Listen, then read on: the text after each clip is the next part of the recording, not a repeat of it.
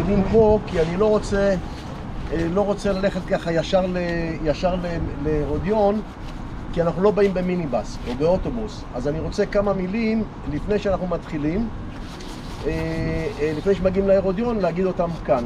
אז אני רוצה גם לנצל את המקום הזה, ולכן גם בחרתי בו, כי מפה יש לנו תצפית נהדרת על מה שנקרא ירושלים. עכשיו, מה ירושלים? כשאנחנו מביטים בכיוון העיר העתיקה והחומות, אנחנו רואים שבצד נגיד הימני של החומות, של הפינה, מהפינה אלינו יש מין מדרון ירוק כזה. הצד השמאלי של המדרון יש מין שכונה כזו, שבצד השמאלי שלה יש רחוב. כולנו רואים את זה, נכון? כן. אז הגבעה הזו שאנחנו רואים בין המדרון הירוק לבין הכביש הזה, שעולה למעלה לכיוון העיר העתיקה, הגבעה המיושבת הזו, זאתי ירושלים, זאתי עיר דוד. כאשר אברהם אבינו מגיע לארץ לפה, אחרי שאבא שלו הלך לעולמו, הוא מגיע לכאן, ובאיזשהו מקום מקבל אותו מלכי צדק מלך ירושלים, וזו ירושלים. השאלה היא למה? אני מניח שכולם כבר יודעים את התשובה. המקום הזה שבתנ"ך כתוב ירושלים הרים סביב לה, ואת זה אפשר לראות. חיכינו לך, אני מושך את הזמן רק בשביל שתגיע. המקום הזה שאנחנו יודעים בתנ"ך שקוראים לו ירושלים הרים סביב לה, מפה אנחנו יכולים להבין את זה ולראות את זה, את המשפט הזה. רואים את העיר דוד, רואים שמעליה הר הבית וכיפת הסלע, מימין הר הזיתים, משמאל הר ציון עם המגדל הזה והקונוס האפור, הר ציון, ומהצד הזה הר אחר. זאת אומרת, המקום הזה, הגבעה הזאת נבחרת מסיבה אחת נורא פשוטה, זה המעיין. יש שם מים, ולכן משם מתחילה ירושלים. סיבה נוספת שעצרתי כאן היא גם להראות את המקום הבא. מעבר לכנסיית הדור מציון, זה המגדל עם הקונוס האפור. כן? כן. מעבר לו היה ממוקם ארמונו של הורדוס. הורדוס המלך שבונה את ירושלים כמו שאף אחד אחר לא בנה. אני לא יכול להגיד מאז ועד עולם, אבל בעיקרון הורדוס הגדול, הורדוס הבנאי, והיום התכנסנו לכאן ואנחנו נדבר על הרודיון, אבל נדבר גם על הורדוס, ולא מעט. אני הולך לקרוא מספר דברים, מספר קטעים. אז קודם כל לגבי ההיסטוריה. אנחנו כבר 2000 שנה אחרי חורבן הבית. איך אנחנו יודעים? מאיפה אנחנו יודעים? יש מספר מקורות, אבל המקור הכי משמעותי זה הכתבים של יוספוס פלביוס. יוספוס פלביוס חי, נולד משהו בסביבות 30 ומשהו אחרי הספירה. הורדוס מת ב4 לפני הספירה, והוא כותב על הורדוס ולא מעט. איך אנחנו יודעים?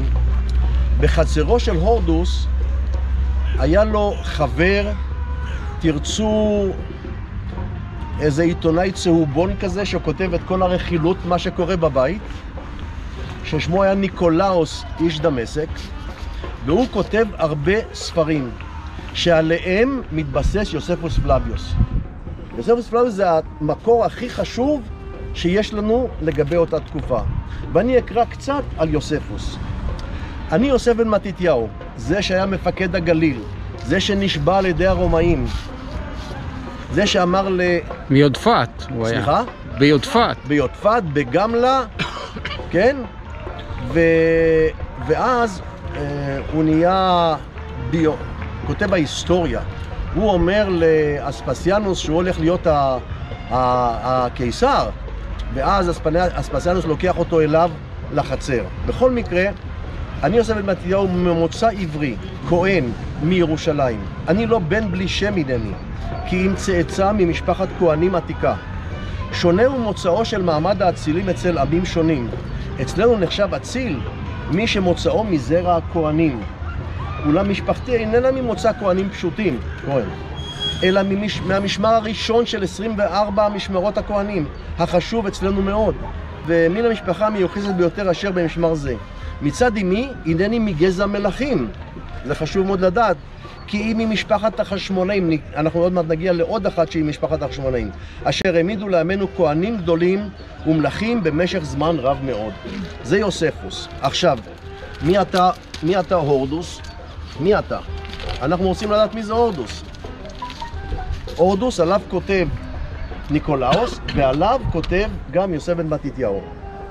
הוא מלך 34 שנים, משנת 37 פחות או יותר עד 4 לפני הספירה. דרך אגב, אנחנו סופרים 2022, 23 אותו, צריך להיות עוד 4 שנים, כן? הוא מלך 34 שנים לאחר שהמית את אנטיגונוס. ו37 שנה עברו לאחר שנתמנה על ידי הרומאים. איש אכזר לכל הבריות, במידה שווה, ועבד לכעסו ומסלף את הצדק. אלא ששיחק לו מזלו הטוב, כשם שלא שיחק לשום איש אחר. שכן מהדיוט נעשה מלך, ואף על פי שהיה מוקף ריבו סכנות, התחמק מכולן, וזכה לחיים ארוכים ביותר. ואשר לענייני משפחתו ובניו, אף על פי שלדעתו הואילו וחשבם לאויבים לו, שיחק לו מאוד השעה, מפני שהיה סיפק בידו להתגבר עליהם, הרי לי נדמה שהיה אומלל מאוד. הוא מדבר על הורדוס כמו שדיבר עליו אוגוסטוס. גם נדבר על אוגוסטוס. אוגוסטוס זה שביחד עם מרקוס אנטוניוס נוטים לו להיות המלך. אוגוסטוס אומר על הורדוס, חזיריו של הורדוס, יש להם יותר סיכוי לחיות מאשר לבני משפחתו. שתבינו, הורדוס הורג, מוציא להורג את בניו, את אשתו מרים ועוד המון אנשים. הורדוס האכזר, כן? איש אכזר, כמו שאומר לנו כאן איזה. אבל בנאי מספר אחד. סליחה? בנאי מספר אחד. אין על הורדוס, אנחנו נדבר על זה. אתה אומר הבנאי, אז אני כבר מצטרף למילים שלך. הוא בונה את ירושלים, הוא בונה ארמון בירושלים, הוא בונה ארמון ביריחו, הוא בונה את הרודיון, שרבותיי, הרודיון זה סיפור בלתי רגיל. אנחנו הולכים לראות איזה מצודה, כביכול, הייתה מרכז חשוב. הורדוס בהרודיון, נעמוד רגע, בירושלים, במצדה, בכל המקומות שהוא בונה, הוא מתייחס ועושה חשבון ליהודים. מה זאת אומרת? הוא לא מביא פסלים. להוציא אולי את המקדש בקיסריה שהוא בונה לכבודו של אוגוסטוס, עם המקדש למעלה מעל המחסנים, עם המקדש והפסלים שמה, להוציא את זה מצדה. בכל המקומות אין פסיפסים עם עיטורי דמויות, אין פסלים. בהרודיון כן, הרודיון זה משהו אחר. אז הוא בונה את הרודיון, הוא בונה את מצדה ואת מחבר, מצודות, כדי שיוכל להימלט אליהן. מירושלים להרודיון, מהרודיון למצדה, למחבר. מצדה, מחבר ומצדה והרודיון נמצאות באזור הדרומי לכיוון אדום. אדום זה המקום שממנו מגיע אבא שלו, אנטיפטרוס. אמא שלו, אנחנו דיברנו בטיול על הנבטים, קיפרוס. אמא שלו קיפרוס, התככנית הזו, היא נבטית. אז הם באים מהדרום. חשוב לו מאוד לשמור על שליטה לכיוון הדרום. הוא אומר, אם יש לי צרות, אני בורח מירושלים להרודיון, מהרודיון למצדה. אני מוגן שמה, שמה זה בני ברית שלי. הוא בונה את קיסריה, הוא בונה את אבניאס, קיסריה של פיליפוס. הוא בונה את קיפרוס לאמו, את ארכלאוס ליד יריחו, מצפון ליריחו יש אתר שנקרא ארכלאוס. איפה המימון לכל סליחה? מימון. מימון זה מעניין. לא רק זה, הוא בונה בטורקיה, הוא בונה ברודוס, הוא בונה ביוון. יש עדויות, אני לא מכיר ממצאים בשטח, אבל יש עדויות על כך. המימון, הורדוס בונה את נמל קיסריה. הורדוס מצליח, ואם אתם זוכרים מה שאמר המדריך האחרון שלנו, הוא דיבר על העניין של הנבטים, הוא דיבר על המור לבונה, הוא דיבר על הבשמים. לקח מיסים. סליחה? לקח מיסים מכולם. בדיוק.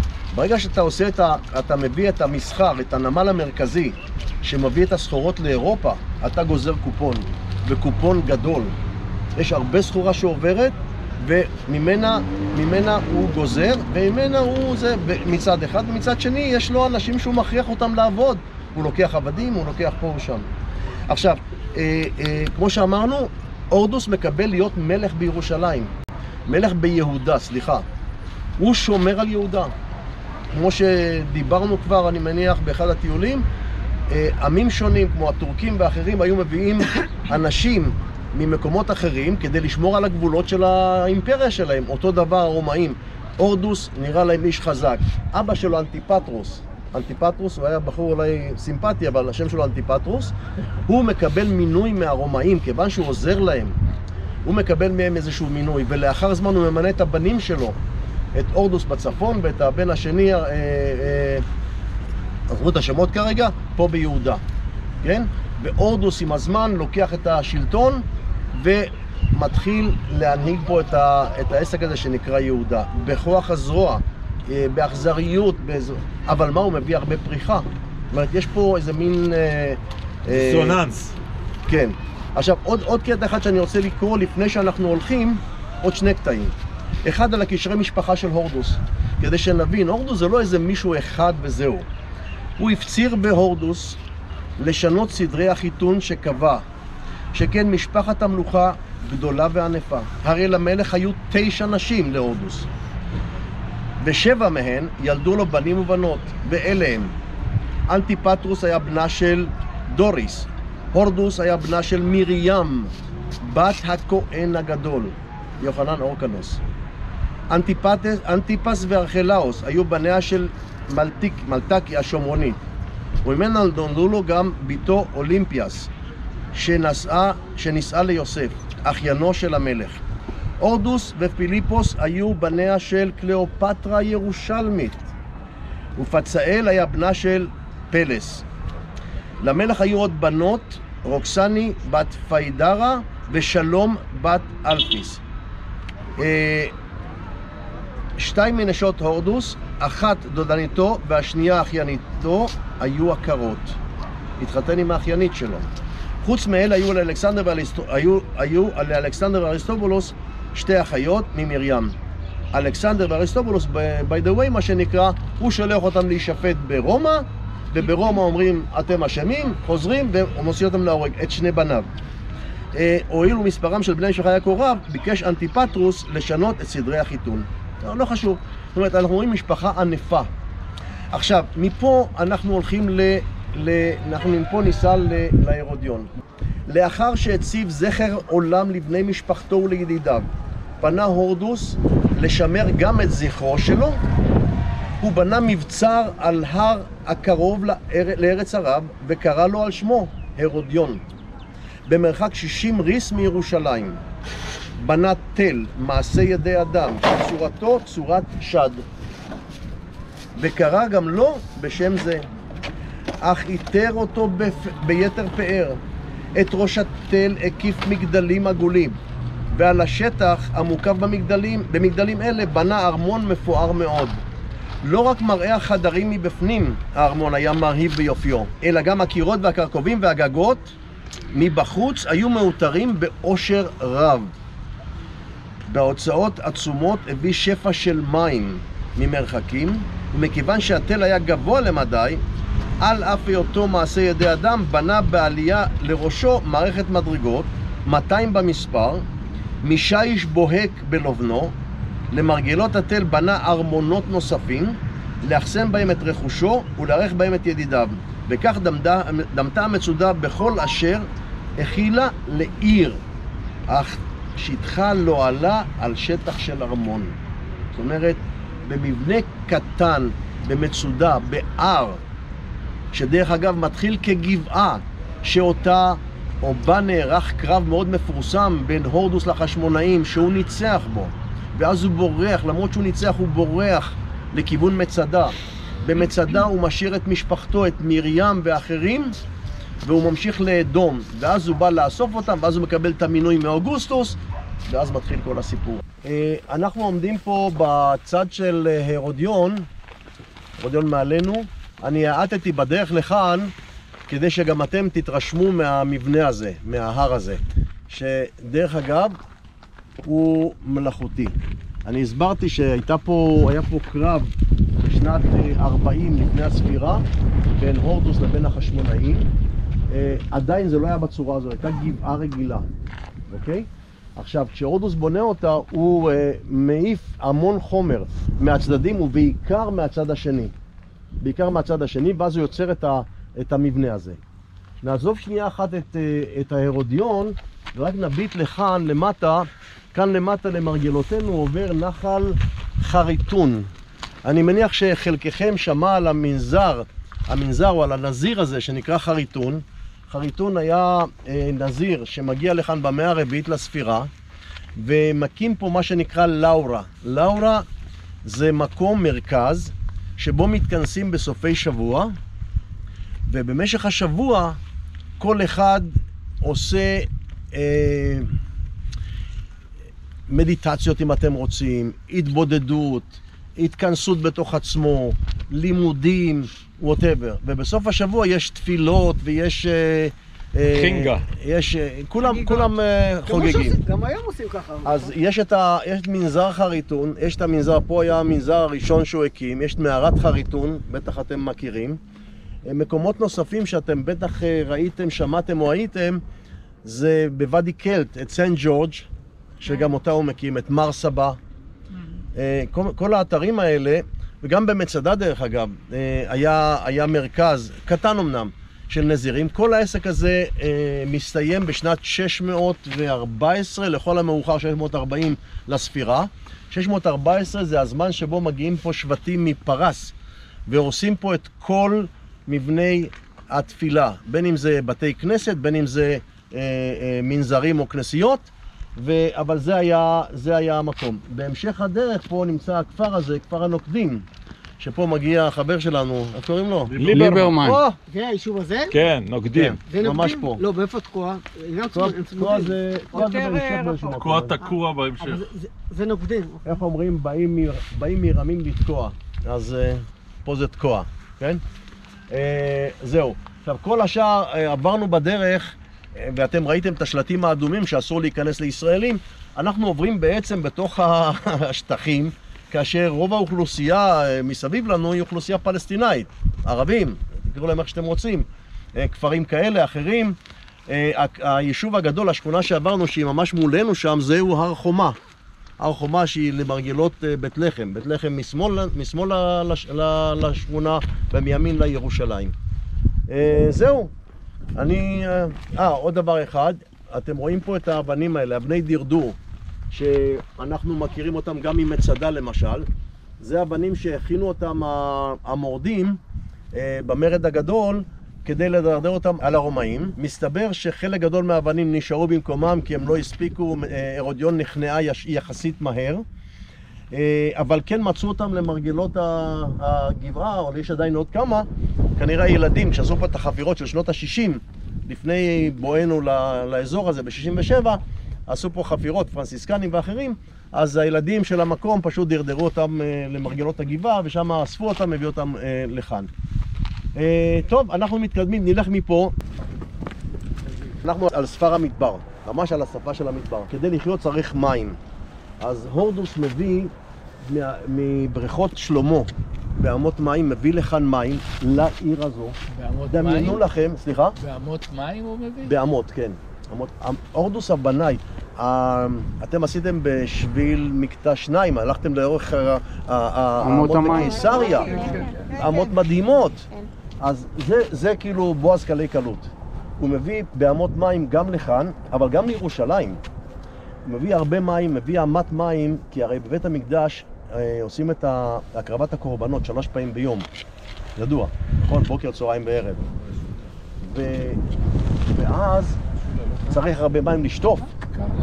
ואז הוא מביא מים גם מבאזור ברכות שלמה, מארטס. מביא מים עד להר הבית. וגם לכאן. דמיינו לעצמכם את המקום הזה. תראו שזה מבנה, שיש בו איזה מין מבנה עגול באמצע. כן. אתם רואים? כן. מסביב לו יש איזה מין כמו חומה. הדבר הזה היה בריכה, בריכת מים. כדי להגיע למבנה המרכזי שבו היה, אנחנו לא יודעים בדיוק, היה צריך סירות, היו סירות במקום. עד כדי? כל המקום הזה היה גן פורח, זה ארמון פשוט אדיר. ארמון למטה, ארמון למטה, ארמון למעלה. המקום הזה היה עם גנים פורחים, גם למטה וגם למעלה, וזה בזכות המים. עכשיו, המים למעלה, משאבות לא היו באותם ימים, אז זה חמורים. חמורים עם נודות מים או חרסים. מביאים את המים, שופכים, כמו שעשו במצדה. אותו דבר. מי שהיה במצדה, אז יש שם את המאגרי מים בדופן של מצדה, ומשם היה שביל שמגיע לניקסון גייט, כן? סליחה, לווטר גייט, כן? ודרך השער הזה היו שופכים את המים בתעלות, באמות קטנות, היו ממלאים את כל המאגרים, את כל הסיסטמס, מאגרי מים, כן? זה היה מגיע לשם. עכשיו, כל המקום הזה פה, עיר שלמה. ריצ'רד שואל, מישהו שאל, למה פה? חבר'ה, הורדוס הוא חי בפחד. הורדוס חי בפחד כל הזמן. כל הזמן רוצים להתנקש בחייו. כל העולם העתיק, אתה רוצח את הזה, אתה נהיה מלך. ולהורדוס לא היו חסרים אויבים. בני משפחתו, הילדים שלו, חמתו, אלכסנדרה, כן? עשו כל מיני תככים כדי להרוג אותו, כדי להעיף אותו. והוא הצליח, כמו שקראנו בכתביו של פלביוס, הוא הצליח לשרוד את כל זה, את כל הדברים האלה. בכל מקרה, הוא בונה פה את המקום הזה. הוא בונה את המקום משום שבירושלים הוא יכול להתנהג כמו יהודי. אבל כאן הוא חי כמו שהוא אוהב, כמו ברומא. הורדוס מתחנך ברומא. אבא שלו, אנטיפטוס, שולח אותו לרומא להתחנך. הוא יודע מה זה התרבות הזאת. הורדוס ממציא 1001 דברים, כן? אחד הדברים אנחנו תכף נראה. חדר האירוח המפורסם שהוא חד... אין דבר כזה בעולם. אין דבר כזה בעולם. זה יחיד במינו. הוא ממציא את הקטע של נמל, אני לא יודע אם דיברו איתכם על נמל קיסריה. הורדוס מביא אפר וולקני מרומא, מאיטליה. באפר וולקני שברגע שהוא מגיע במגע עם מים, הוא מתקשה והופך להיות בטון. הורדוס משקיע ספינות מלאות בחומר הזה, והם הבסיס לנמל קיסריה. הורדוס הוא אדם יוצא מן הכלל, אדם לא שגרתי. הוא עושה דברים שלא עושים, הוא ממציא. והמקום הזה, הוא בא לכאן כמו שהוא הולך ליריחו. ביריחו ופה, שני אתרים. פה קריר, נכון? אבל ביריחו עכשיו, בארמונות החורף שלו, נעים. יש צמחייה, יש אוכל, יש עצים. נעים ביריחו. אנחנו כולנו הסתובבנו פעם או פעמיים ביריחו. היה לנו כיף לשבת שם במסעדה, אני מניח. לפני שנים, שהיה נחמד, שהערבים עדיין אהבו אותנו. שהיה בצבא. או בצבא גם כן. מסעדה לסיבוב. כן, כן, אז יריחו זה מקום המפלט מהקור. אבל הרודיון, תראו כמה זה קרוב לירושלים. צ'יק צ'ק הוא מגיע לכאן, ופה יש לו הכל. באמת, יש לו פה מכל טוב. כרומאי. שם הוא יהודי, פה הוא רומאי בהרודיון. כן? אז זו העיר התחתית של הרודיון שחלקה נחפר. צריך להגיד מילה לכבודו, לזכרו של פרופסור אהוד נצר, שחפר פה את האתר הזה. והאיש יודע שהקבר של הורדוס נמצא פה, תנו קצת מקום לעבור לאנשים, הקבר של הורדוס נמצא פה באיזשהו מקום, והוא מחפש אותו למטה, בהתחלה. ואז בשלב מסוים מקבל איזו הכרה, הוא אומר, לא, זה לא יכול להיות למטה. שלום. שלום, תעברו, לאט לאט, שבת שלום. סליחה. ואז הוא מתחיל לחפש אותו פה. אנחנו תכף נגיע לשם ונדבר גם על הקבר. אבל אהוד נצר זה החופר שחפר גם בהרודיון, גם בקיפרוס, גם במספר מקומות בארץ. וכאילו, זה ההרודיון. מגדולי הארכיאולוגים. נכון, נכון. אין מילים. בואו. תראו, אנחנו עומדים מעל התיאטרון. זה תיאטרון רומי. אנשים נוהגים לקרוא לתיאטרון אמפיתיאטרון. רק במילה אחת, אמפיתיאטרון זה כל מבנה שהוא עגול לגמרי. יכול להיות אובלי, יכול להיות עיגול, אבל שהוא סגור. כן? תיאטרון, זה אמפיתיאטרון. תיאטרון, חצי. כשיש לך את המושבים, ואת הבמה. בדרך כלל, סליחה? ואת הבמה. בדרך כלל בשתי קומות, בשני מפלסים.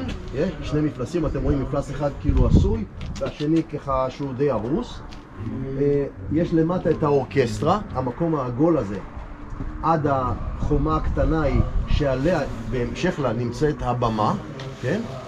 ואחרי הבמה, איפה שנמצאת הבר הזה, עשוי מעץ, הפסים האלה, שם עמד קיר. בדרך כלל הקיר הזה, גובהו היה כגובה המקום הגבוה ביותר של התיאטרון.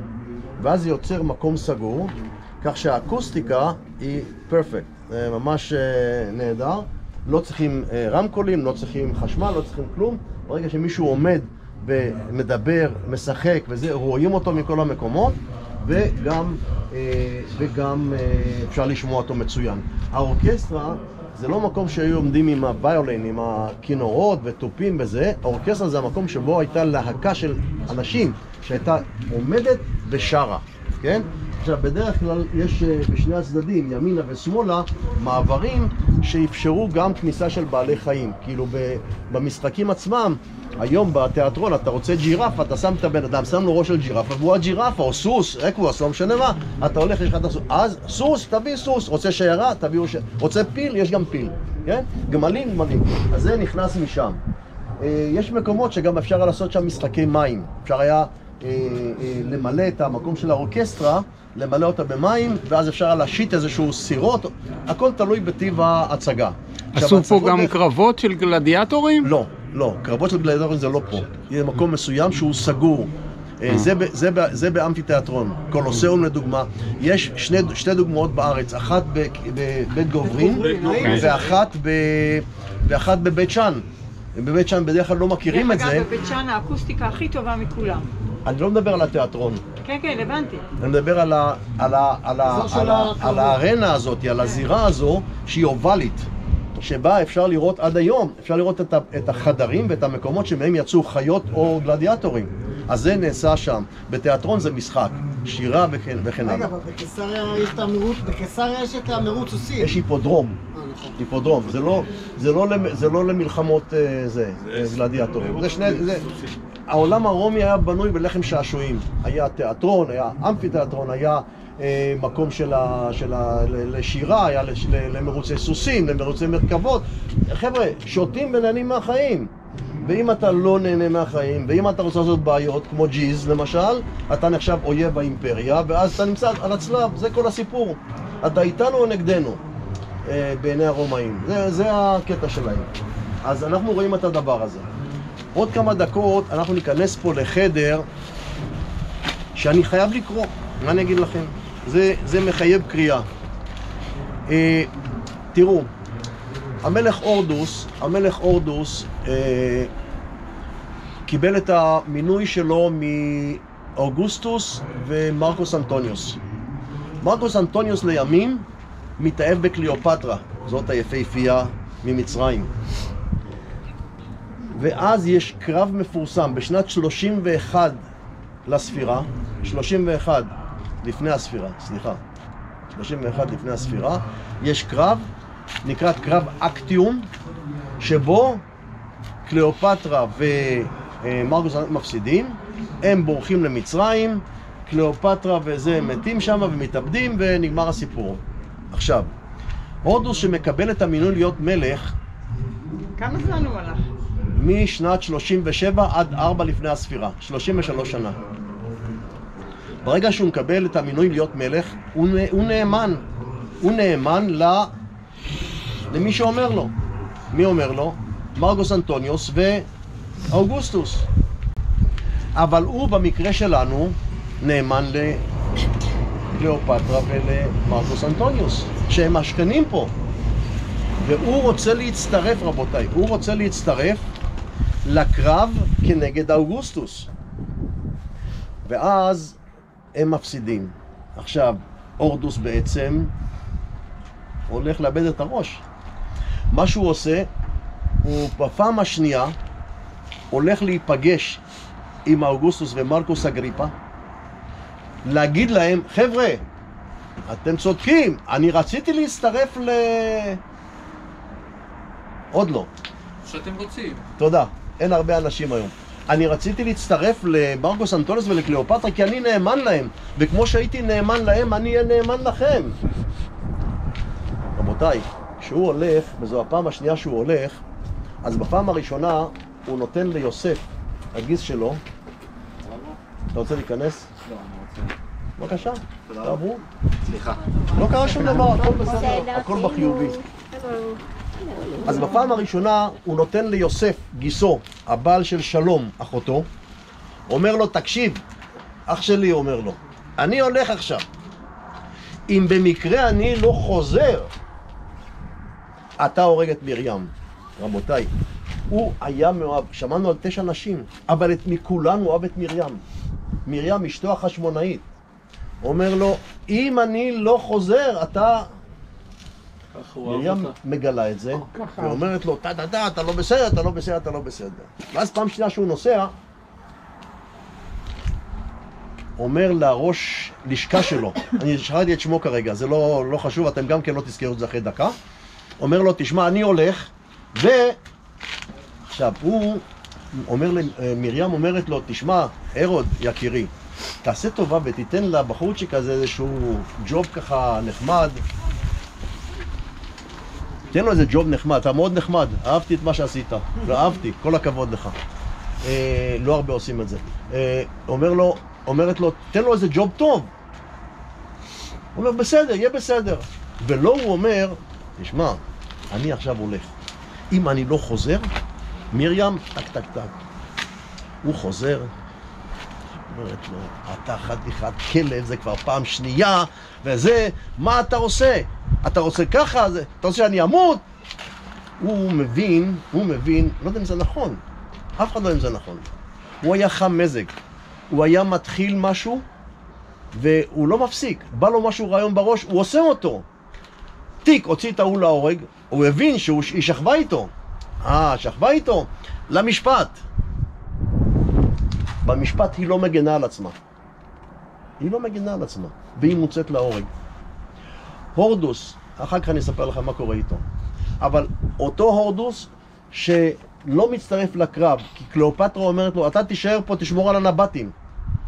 הורדוס שומר גם כן על מטעי האפרסמון. אני לא יודע אם אתם זוכרים במצדה, עין גדי, היו מטעי אפרסמון. אפרסמון, לא זה שאנחנו אוכלים עכשיו ביום. עושים ממנו בושם. בושם. וצמח האפרסמון, היו פה מטעים ענקיים של הרומאים, של קליאופטרה, לימים של אוגוסטוס. והיא אומרת לו, לא, אתה תישאר, תשמור על האפרסמון, ואתה תישאר ותשמור שהנבטים לא עשו לנו פה בעיות. ולכן אתה לא יכול להצטרף לקרב נגד אוגוסטוס. כן? בקיצור, אותו הורדוס נשאר פה, ואשתו מרים מוצאת להורג, והוא משתגע מהסיפור הזה. בשנת 15 לפני הספירה, פחות או יותר, הורדוס משלים את בניית נמל קיסריה, וכשהוא יודע שמרקוס אגריפה, הווייס פרזידנט של אוגוסטוס, מתכוון להגיע לפה, הוא ישר עושה פה מעשה שלא נראה בעולם. הוא בונה פה חדר אירוח בין 2 קומות מאחריכם, תכף ניכנס ונראה. בין 2 קומות. והוא, כיוון שיש חיפזון, כיוון שהוא אמור להגיע מיד. אני אתן לכם רק בשתי מילים, השיטה לאיתור, או כשאנחנו קוראים שפלביוס אומר לנו, הייתה מצדה או הרודיון כולה בנויה משיש לבן, אין פה שיש חבר'ה, אין שיש בישראל. אז השיש היחידי שאנחנו רואים זה בעמודים, בכותרות, בפסלים, וכל הלבן שעליו מדבר יוספוס פלביוס, זהו סטוקו. סטוקו זה מין חומר כמו גבס נגיד, שמצפים בו את הקירות. אתם רואים פה דוגמאות של הסטוקו הלבן, שהשכבה הנוספת הבאה היא תהיה חלקה וזה ידמה שיש. זה דבר אחד. ודבר שני זה פרסקו. פרסקו זאת שיטה שצובעים את הסטוקו, או מערבבים את הסטוקו, את החומר עם צבעים, ואז זה חומר שמתייבש לאט לאט, צריך לדעת בדיוק איך לעשות את זה, ואז מורחים את זה, ולאט לאט זה מתייבש. פה משתמש הורדוס בשיטה אחרת שנקראת סקו. סקו זה יבש, מין צביעה יבשה. ויש פה אולם, תראו, זה מתחיל עכשיו? זה מתחיל? מתחיל? טוב, אז עוד כמה דקות אנחנו ניכנס. מה שעושה פה הורדוס, אתם יודעים, אנחנו אתמול ראינו בטלוויזיה על זה ועל זה ועל זה, ואנחנו מדברים על זה עכשיו. אתמול שמענו, עכשיו אנחנו מדברים על זה. אתה דיברת איתי, מי זה היה פה? על יעקב, דיבר איתי על יושב ראש הכנסת. אנחנו מדברים על זה. פה אנחנו נראה האולם הזה מחולק ל7 חלקים. 7 חלקים. ובכל חלק יש ציור. הציור הזה, עליו מדברים. יש פה את קרב אקטיום, יש פה נופים ממצרים, יש פה עוד כל מיני נושאים שעליהם מדברים. אולם עוד פעם, קצת קשה לדמיין את זה. ברגע שהורדוס מבין שהוא הולך למות, הוא הורס את הבניין הזה, הורס את המבנה הזה. את המבנה שבו הוא מארח את מרקוס אגריפה. הוא מארח אותו בירושלים, בקיסריה. מקיסריה לירושלים. מירושלים מביא אותו לכאן. הם יושבים פה בחדר האירוח. ופה הם יושבים ומדברים, דמיינו את הורדוס ואגריפה, מרקוס אגריפה, יושבים פה, עומדים פה, אומר לו, תסתכל, זה הקרב, זה ככה, זה ככה, זה ככה, זה מצרים, זה קליאופטרה, זה... כן? אז כל זה קורה כאן, בתוך האולם הזה. אולם שהוא יחידי במינו בעולם. אין עוד דוגמה כזאת בשום מקום, לא מצאו. בארכיאולוגיה אתם יודעים איך זה. כל עוד לא מצאנו, זה היחידי בעולם. המטבע היחידה בעולם, עד שלא מצאו, וכן הלאה וכן הלאה. אבל אולם כזה, דבר כזה, פשוט מדהים. תכף אתם הולכים לראות, לשמוע וליהנות מזה. למה הוא הרס? מה?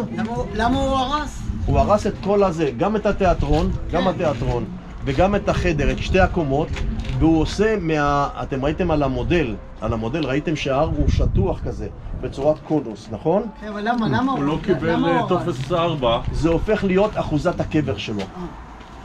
הורדוס מבין לקראת סוף ימיו שזהו, הוא הולך למות. הוא מבין. אנחנו לא מבינים את זה, אבל הוא הבין. ואז הוא אומר, אוקיי, זה מיותר לי, אני רוצה שיזכרו אותי. איך? אני בונה, רבותיי, תראו, אני לא בנאי גדול, אבל מביאים פה איזה 40,000 קוב של חומר, מצפים את ההר הזה, מצפים את ההר בחומר שעומד עד היום. עושים חפירות, ממלאים, ובונים את הקונוס הזה. זאת אומרת, מבחוץ לא רואים, אין יותר תיאטרון, אין יותר את החדר הזה, כל העסק נהיה חלק, כן? נהיה חלק. אני רוצה, לפני שאנחנו נכנסים לחדר לראות את זה, להגיד גם שיש פה 2 חדרים. יש את החדר המרכזי שבו יושבים, מתכנסים ומדברים, ויש חדרי שירות, אחד מימין, אחד משמאל, שדרכם אנחנו נעבור. טוב, אז אני רוצה לקרוא את זה. כשנודע לו להורדוס שמרקוס אגריפה שוב הגיע מאיטליה לאסיה, מיהר אליו וביקש ממנו שיבוא אליו אל ממלכתו, כדי לזכות למה שהוא ראוי לו מיד איש שהוא מערכו וידידו. וכשהפציר בו מאוד, נעתר לו אגריפה, ובא אל ארץ יהודה. הורדוס לא חסך ממנו שום תענוג, וקיבל אותו בערים שיסד מקרוב. ובשעה שהראו את בנייניו, השפיע עליו ועל ידידיו כל מיני הנאות של מאכל ומותרות בסבסטיה שומרון, בקיסריה, סביב הנמל שנבנה על ידו, ובמבצרים שבנה בהוצאות רבות, באלכסנדריון, בהרודיון ובאורקניה. הוא הוליך אותו גם אל ירושלים העיר, וכל העם יצא לקראתו בבגדי חג, וקיבל את האיש בברכות. אגריפה הקריב לאלוהים 100 פרים, ועשה סעודה לעם, שלא היה קטן ממספרו מן ההמון של הערים הגדולות ביותר. אגריפה עצמו אולי היה נשאר עוד מספר ימים רב יותר להנאתו, אלא שמיהר מחמת עונת השנה, שכן חשב שאין זה מן הביטחון להפליג בספינה אם יתקרב החורף. בשעה שהוכח לו לחזור ליווניה. זה אותו אגריפה שמגיע פה להרודיון, כמו שהגיע דרך קיסריה, לירושלים בעוד מבצרים, והוא מתארח כאן בהרודיון. הרודיון זה המקום שהורדוס אוהב לארח אותו, כי פה יש לו את הכל, כמו שאמרנו, תכף אנחנו נראה מה יש בפנים. שהורדוס מצווה מורה להרוס את הקיר הזה, את החדר הזה, להרוס את התיאטרון, להרוס את הכל, ואז הוא בונה את הקולוס. תשימו לב איך הקיר יורד פה. כל החלק העליון הזה נעלם. ממה שהיה פה צבוע, הכל נפל לרצפה. וכשפרופסור אהוד נצר מגיע לכאן, הם עושים המון חתיכות של סטוקו, של פרסקו, על הרצפה, שמהם עושים את השבזורים. תשימו לב לקירות פה, ואתם יודעים, בדרך כלל האישה אומרת, צריך לצבוע מחדש. תראו איזה יופי, יש פה צביעה מחדש. אתם רואים? יש קיר אחד, לא מצא חן, עושים קיר שני. עושים צביעה מחדש. לא, מה שביצעו אנחנו יוצאים. בסבלנות, דעת לאט. שביצעו אנחנו נראה.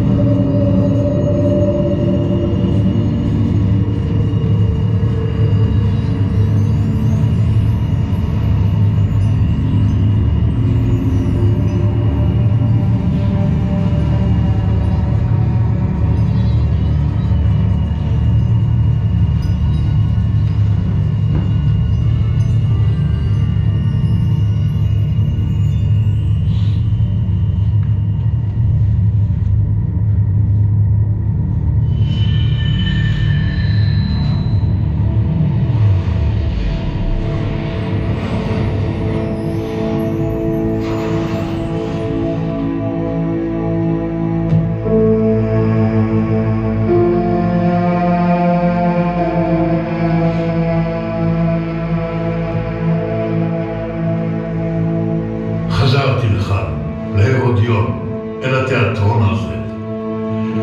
שוב בשירות המלך, אבל הפעם במטרה הפוכה. הפעם באתי להרוס. המלך הורדוס. בניתי עבורו מבנים כל כך מרהיבים. גם התיאטרון הזה הוא מעשה ידיי. אבל כעת הגיע סופו. המלך החליט לשנות את פני הרודיון ולהפוך את ההר כולו למצבת זיכרון. שומעים אותם? אלה הפועלים. עוד רגע הם יתחילו במלאכת ההרס שאין ממנה חזרה. כמה חבל. את יצירות האומנות המעטורות את הקירות הספיקו לראות כה מעטים. כן, אני זוכר היטב את הרגע שהורדוס הורה לצייר אותנו. הוא חזר מאחד ממסעותיו עם בשורה. ועוד כמה חודשים הגיע לביקור מרקוס אגריפה, המשנה לקיסר, האורח החשוב ביותר שהגיע אי פעם ליהודה, והוא הולך להתארח גם כאן, בהרודיון. הארמון היה כמרקחה. המלך דרש להכיל את התנאים שאגריפה היה רגיל להם בארמונות רומא, לא פחות. יין משובח, תפוחים משומרים מאיטליה, רוטב דגים מספרד, אבל המשימה העליונה מכולם הייתה לאתר מחדש את האולם המלכותי בתיאטרון. למלך יש סיבות משלו. הוא יודע שלפעמים אפילו לציורים יש משמעות מדינית. תחילה היה לאומנים לטייח מחדש את הקירות.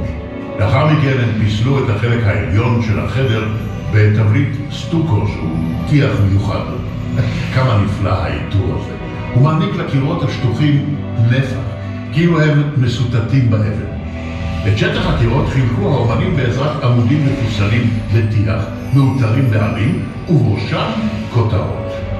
בין העמודים, ממש גבוה, הם עיצבו חלונות עם תריסי עץ פתוחים אל הנוף. אבל הסתכלו היטב, אלה אינם חלונות אמיתיים, אלא ציורים של חלונות התלויים כמו תמונות על הקיר. בכל המבנים שבנה, הקפיד הורדוס שלא לתאר דמויות של חיות ובני אדם, ושמר על הדיבר, לא תעשה לך פסל וכל תמונה. והנה, בחדר הזה הורה המלך לחרוג ממנהגו. על האומנים היה לתאר את נופי מצרים והנילוס, במיוחד לכבוד האורח, שהרי כיבוש מצרים בידי צבא הקיסר ובראשות אגריפה מסמל את אחדותה של האימפריה. ראו, עיזים על צוק סלע ולצידם עץ ברוש ומקדש. והנה תנין בולש למימי הנילוס. ובתמונה הזאת, פר באחו בצל עץ גדול, וברקע סירה שטה גלי הים. והכל בצבעים חיים וטבעיים. ציורים כאלה היו נדירים אפילו ברומא, ועבור האומנים שלי, סיום העבודה עד מועד הביקור נראה כמו משימה בלתי אפשרית. אלא שהורדוס מעולם לא קיבל את הבלתי אפשרי כאפשרות.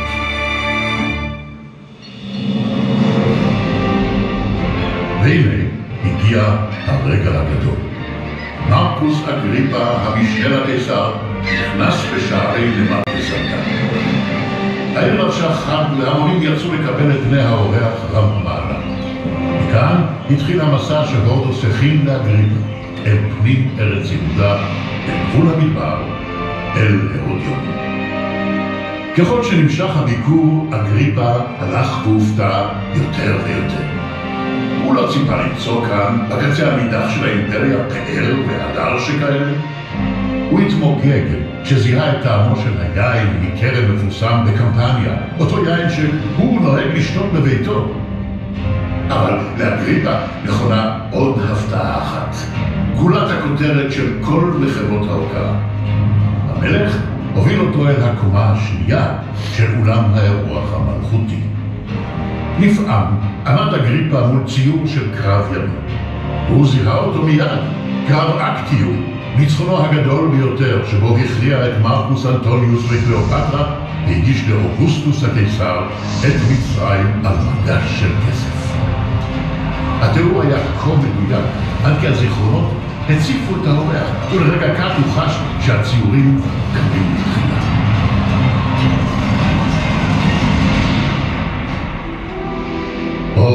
המלך הורדוס ידע למצוא חן בעיני מי שצריך, אבל גם לעורר אימה.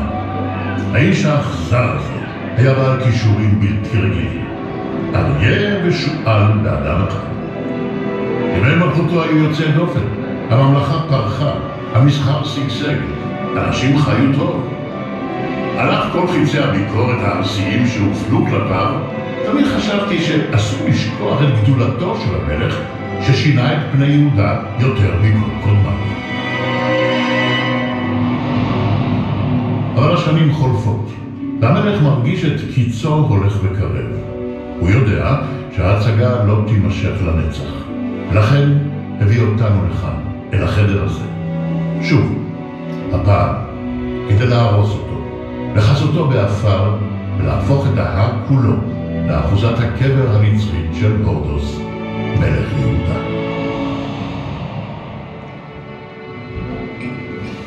כעת צוות הפועלים שלי מתגורר כאן, באולם המלכותי. בימיו האחרונים של התיאטרון מנסה כל אחד מהם להשאיר את חותמו על הקירות האלה. מישהו חורט עליהם מבוך או רוזטה, מישהו אחר מצייר ספינה בפחם.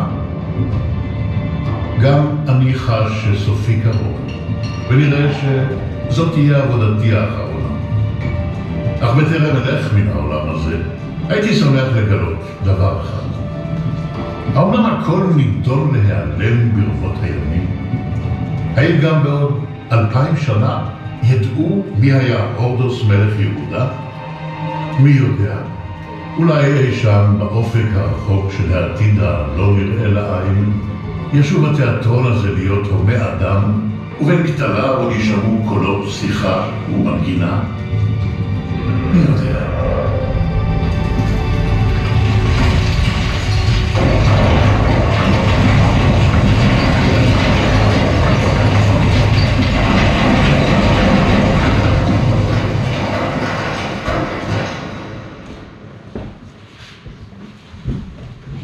פה יש חלקים מהרוזטה שנקרא למעלה, פה יש חלקים מהרוזטה. והסטופ הזה שהיה פיתר למעלה את כל הקטע הזה, ותראו איזה יופי, ממש ברור, מאוד ברור איך כל החלק העליון, המבנה, החדר העליון נהרס, וכל זה כוסה, כל זה כוסה. פשוט מדהים. זה נשמע. סליחה? זה נשמע. זה נשמע בגלל זה כוסה. זה היה גדול, טוב שכיסו את זה. כן? תראו איזה עיטורים, אתם רואים פה את ה... עושים את החורים האלה בקיר, אתם רואים את הנקודות האלה? גם זה עושים הרבה מאוד נקודות, זה כדי שהחומר ייתפס ושלא יחליק ויפול. מה? עדיין עושים אותו דבר. זה יוצא לכלום.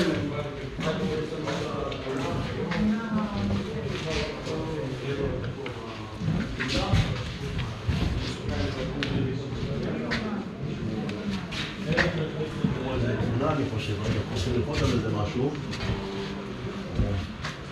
אנחנו לוחצים, על מה אנחנו לוחצים? איך תראי למדריך? המדריך. יש לך את הבחור. המדריך. לא. תבקש ממנו. מה תופיע פה על הקיר הזה? אז בואו נחכה כאן.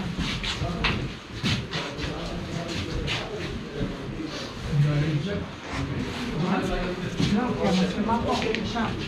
אין, זה רק התמונה הזו, זה לא עובד, התמונה שהייתה כאן לא עובד משהו, אבל זה ככה נמצא, כשהתחילו לחפור פה, ככה זה נמצא.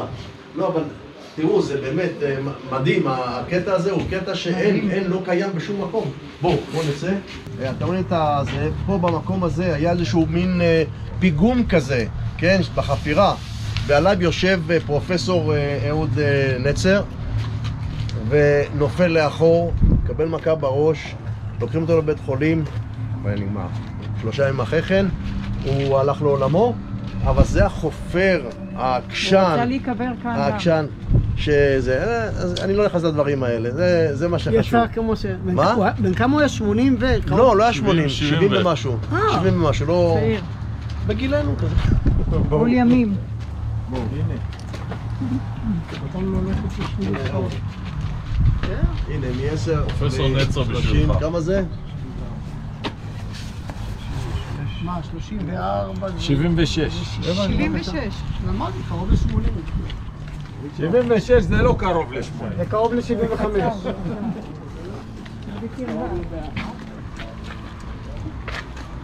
אוקיי, ראשית תביטו למעלה ותראו את ההר, איך הוא יורד. איך הוא כיסה פה, את השיפוע בדיוק. הקונוס הזה, זה קונוס מלאכותי. הוא לא היה כזה. כמו שאמרנו, הוא ציווה להרוס את הבניין הזה, את התיאטרון, הכל כוסה, ומה שראו בהרודיון היה החלק העליון, החומה, 3 מגדלים קטנים ואחד גבוה, וממש בנקודה הזו עמד הקבר. הדגם של הקבר שראינו שם בכניסה היה פה. חשבתי שיש עוד אחד, לכן לא הסברתי עליו שום דבר. אבל אני רואה שגם הדגם קטן יותר. אבל דמיינו לעצמכם, כמו שהסברתי בכניסה, ממש פה למטה, איפה שהבטונדות האלה, עד לכאן מגיעה שיירת הלוויה. מגיעה מיריחו, לא יודעים מי עברה בירושלים או לא עברה בירושלים. רק דרך אגב, כשהורדוס הולך למות, הוא מצווה לאסוף את כל בוא נגיד ראשי העיריות, את האנשים החשובים, כ1,000 איש, וביום שהוא ייקבר, להרוג אותם. כדי שהעם לא ישמח. הוא ידע שהעם ישמח מאוד לדעת, לשמוע שהוא מת. בסוף לא עושים את זה, אבל עד כמה הבן אדם אכזר. היה עם הראש המיוחד שלו. עכשיו, תראו, אנחנו עומדים פה מעל המסד הזה. יש כאן הרבה אבנים כאלה שטוחות שעליהם, או במקום הזה, כאן, במקום הזה, ממש, אתם רואים את הפריים, את המסגרת. זו המסגרת של הבסיס. זה המסגרת של הבסיס של מה שהיה מבנה הקבר. מתחתיו היו בורות מים, מאגרים, שאותם חיזקו עם מילוא, חיזקו עם קירות, וממש במקום הזה, בולט מעל הקונוס. דמיינו את הקונוס, ומעליו פתאום יש את המאוזולם. המאוזולם זה המקום שבו נקברים. המאוזולם בנוי יש לי שם אחד, כן, יש את הבסיס, יש מבנה מרובע, מבנה עגול, בואו למעלה לשם, יהיה לנו יותר ברור להסביר. תראו, מבנה הקבר, כמו שהסברתי מקודם, יש את הבסיס המרובע הזה, עליו יש את המבנה המרובע, כמו מקדש, תשימו לו עם עמודים והכל, ועליו הקומה העגולה. הקבר עצמו, הארון עצמו, היה עשוי מאיזשהו חומר, אני לא בטוח אם זה שיש או איזה חומר קשה אדום. עכשיו, הארון עצמו, הסרקופג, כן, הסרקופג, סרקופגוס, יודעים מה זה? ארון קבורה, מבנה קבורה, ארון קבורה. סרקופגוס מה זה? ביוונית עתיקה, אוכל בשר. סרקופגוס. הארון עצמו כבר היה מוכן, בפנים, בתוך המבנה הזה, כאן, בפנים, כאן, בפנים. עכשיו, זה נמצא שם למטה. כלומר, את הגופה עצמה, כאשר אין כבר כלום פה, כן? אין פה כלום. המבנה של המדרגות הזה, תכף נדבר עליו, לא היה קיים. היה רק את השיפוע הזה. אז מביאים את הגופה מפה מלמעלה, ובאיזושהי צורה עם איזשהו גשר ארעי, מעץ או משהו כזה, שהיה בצד של הסלופ, של המדרון, כן? מפה בנו איזה מין גשר כזה, שעליו הביאו את הגופה, הכניסו אותה פה לתוך המבנה הזה, וכאן הוא נקבר. על ראש המבנה, המאוזולם, היה את הדבר הזה. זה לא אמיתי, כן? זה לא אורגינלי, אבל זה השחזור של אותו קישוט שהיה פה למעלה. חשוב לציין שהורדוס היה אהוב העם. היה אהוב ככה שאנחנו לא יודעים בדיוק אם זה בסוף המרד הראשון או בוודאות בימי מרד בר כוכבא, שוברים את כל המצבה, שוברים את הסרקופג. עכשיו, לא סתם שוברים, לחתיכות קטנטנות, ולא מוצאים ולא יודעים. לכן מחפשים את הקבר ולא יודעים היכן הוא. ואז יום אחד, ב-2007 אם אינני טועה, בחפירה במקום הזה שאהוד נצר אומר, זה לא למטה אני יודע, אני מבין שזה לא למעלה.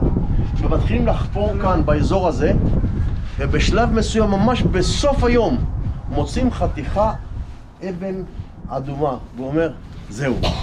ואז ממשיכים לחפירה ומוצאים פה באמת את המסד הזה, ומבינים שקברו של הורדוס באמת היה במקום הזה. זו הייתה שאלה של הרבה שנים שלא ידעו לתת לה את התשובה. אז זה הקבר של הורדוס במקום הזה, כמו שריצ'רד חברי שאל איפה הגופה. אני לא יודע, נעלמה, נעלמה באיזשהו מקום, אבל היא הייתה כאן. סליחה? כנראה שגם את זה לחתיכות קטנות. כנראה. אי אפשר לדעת. בכל מקרה, מי שהרס את הדבר הזה, אם עדיין היה שלט במקום הזה, אז אין ספק שעשו ממנו דברים נוראים, כאילו רק לא לכבד את המת. הורדוס באמת נתפס כאכזר, נתפס למה אני זה? אני אוהב לקרוא את הספרים של פלביוס. לא נורא. יופי, תודה רבה. זה הרשימה של אלה שהגיעו. אז רק קטע אחד על האכזריות שלו. הרי תמיד יש את הקטע של השלטון, מי שולט, למי העם עושה חשבון. אז בדרך כלל הכהן הוא זה שמחליט. המלך לא תמיד הוא אהוב וכן הלאה. וכשעבר החג, סעד המלך ביריחו, אלכסנדרה היא שערכה אותם שם, אלכסנדרה אמא של מרים. הוא נהג חיבה באלם ומשכו לשתייה ללא חשש. מי זה האלם? תכף אנחנו נראה. והיה מוכן לשחק איתו ולעשות מעשי נערות כדי לשמחו. הורדוס. ומאחר שמזג המקום הוא חם מדי, התאספו ויצאו כולם מהר מתוך חולשת חושים, ועמדו ליד הבריכות הגדולות שהיו סביב החצר, וצילנו עצמם בחום הלוהט של צהרי היום, יריחו, כן? תחילה הסתכלו בשוחים מבין העבדים והרעים, אחר כך נלווה גם הבחור אליהם, והורדוס הוא שעורר אותו. ואותם מרעיו שנצטוו על כך הכבידו עליו וחזרו והדבילו אותו בחשיכה היורדת כאילו דרך משחק, ולא ירפו מהשוחה עד שחנקו לגמרי. כך נרצח אריסטובולוס ולא הגיע ל18 שנים תמימות. הוא החזיק בכהונה הגדולה שנה אחת. אחד כהן גדול, כהן גדול, זה לא איזה מישהו סתם, זה לא אחת מהאנשים שלו, אחד מהעבדים שלו, את הכהן הגדול. שנבין מי זה האיש הזה המאוד שנוי במחלוקת, הורדוס, כן? אז זהו, עכשיו מפה גם אנחנו יכולים לראות את המשמעות. מפה אנחנו סופים על המדבר, מדבר יהודה, וכל החלק הזה מפה מזרחה זה אזור של הנבטים, של האדומים, כן? שהוא בן בית אצלהם, הוא ממוצא גם אדומי וגם נבטי. עכשיו, גרם המדרגות הזה שאנחנו רואים עכשיו, שהאנשים האלה עולים עליו, זהו גרם מדרגות שנבנה שני לגרם המדרגות הראשון, כדי לעשות כניסה מפוארת לארמון, הארמון שנמצא למעלה. ואז ממש עוד לא הסתיימה העבודה, עוד לא סיימו לטייח את הכל, אז הורדוס לוקח את ההחלטה לחסות את ההר. זאת אומרת, גרם מדרגות שאנחנו עולים עליו, שהוא גרם מדרגות אורגינלי מאותם ימים, כן? וכוסה, לא השתמשו בו, הורדוס בטח לא השתמש בו. ואז בנו את המעטפת שאנחנו רואים. תשימו לב על האבנים, אבנים קטנות, אבנים גדולות, כל זה, זה לא פשוט ולא מובן מאליו לבנות דבר כזה שעומד 2000 שנה ולא נסחף במים וברוח וברעידות וכן הלאה, זה כל הכבוד. דבר נוסף, תשימו לב כאן, יש פה אותם עצים שהשתמשו בהם גם כדי לשמור על היציבות של החומר, כדי למנוע ויברציות, כן? אם זה רק אבן על אבן זה עושה ויברציות, עם העץ זה מרכך את הזה, וגם כאן אנחנו עדים בפנים לכל אותם מנהרות, ואנחנו נראה עוד כמה שנבנו בימי, או נחפרו בימי המרד של בר כוכבא. הרודיון משמשת במרד בר כוכבא מין סנטר שממנה יוצאים לפעולות גרילה. שמעון בר כוכבא, בר כוסבא, הוא יושב כנראה גם בהרודיון איזשהו זמן, כמה אנחנו לא יודעים, אבל אנחנו יודעים שמפה הוא שולח כל מיני איגרות, בין אם זה לעין גדי, בין אם זה למקומות אחרים, וחלק מהאיגרות מצאו במקום שנקרא נחל מורבת, לא רחוק מכאן, מצאו במערות אחת מהאיגרות שמדברת על כך שבר כוכבא שולח הוראות מה לעשות ואיך לעשות, ומפה מהמנהרות האלה שנחפרו בתוך ההר יוצאים לפעולות כנגד הרומאים. פעולה חדשה, לא כמו המרד הגדול שהיה lost case, כן? לא היה סיכוי בכלל נגד הצבא הרומי. פה נוקטים בשיטה אחרת של יציאה, תקיפה, חזרה, תקיפה, התחבאות וכן הלאה. בואו נעלה. ראשית, את הרעיון המקורי, תראו, כל זה אוריגינלי, זה היה אמור להיות, כך היה אמור להיראות, הייתה אמורה להיראות הכניסה המרכזית לארמון. ואז אנחנו רואים שם את החומר, תראו, זה, פה, וכל מה שאנחנו עומדים בו כרגע היה מכוסה באבנים מסוג כזה. בנו את זה, לא תיחו עדיין, לא סטוקו עדיין, ואז מכסים. זה קורה ממש איפשהו בין שנת 7 ל4 לפני הספירה. זמן קצר לפני שהורדוס מת. כמה בדיוק? עכשיו פה למטה, וגם בהמשך, דרך הזכוכיות, אנחנו נוכל לראות את המנהרות. אותן מנהרות שנחפרו על ידי לוחמי בר כוכבא.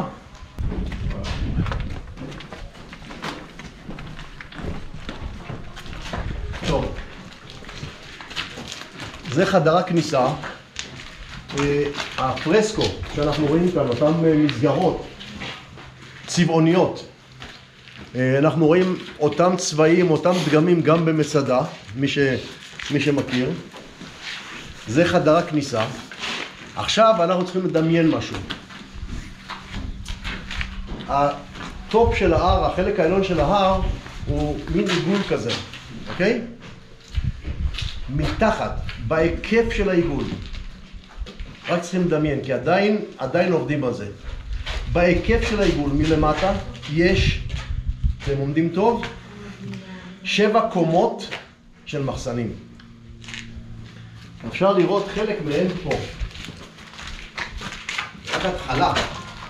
ככה זה נראה. תראו את העיגול. אתם רואים חלק קטן פה. זה קומה ראשונה? כן, קומה 7. מה שראינו שם בדרך שעלינו. נכון, יפה מאוד. זאת אומרת, פה הוא מאחסן את כל אותם תבלינים. הוא מאחסן את הגרום. גרום זה הרוטב דגים המפורסם שמגיע מספרד,